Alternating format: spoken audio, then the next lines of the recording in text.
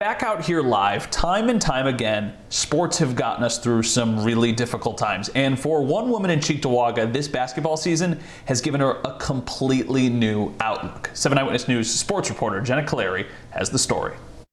Take care of the ball, get the job done today. Carrie Owens has always been that dedicated coach every high school athlete dreams of having. Push, push, push, push. She's been calling the shots at Sacred Heart in Eggertsville since 2017.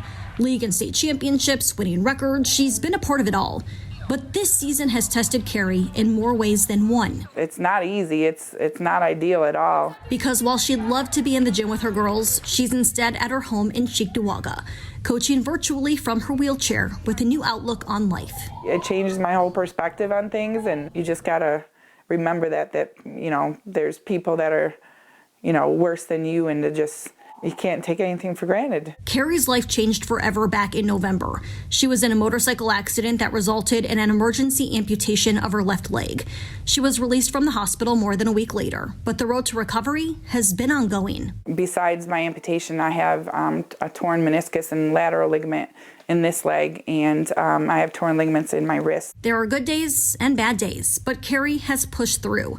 She's had so much outside support, but it's basketball that's given her that escape.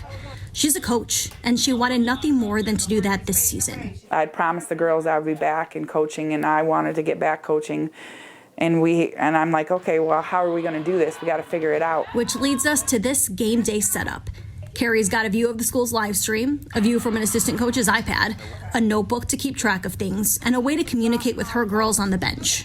You're looking to play that top girl to get that steal to go down for a layup, and that's not what we need right now. Okay. It's a crazy setup, but it works because Carrie is coaching and in her element. Nice job, and one! They're doing a nice job, and it takes the community, it takes all of us to make this work for the team. An experience Carrie especially is making the most of.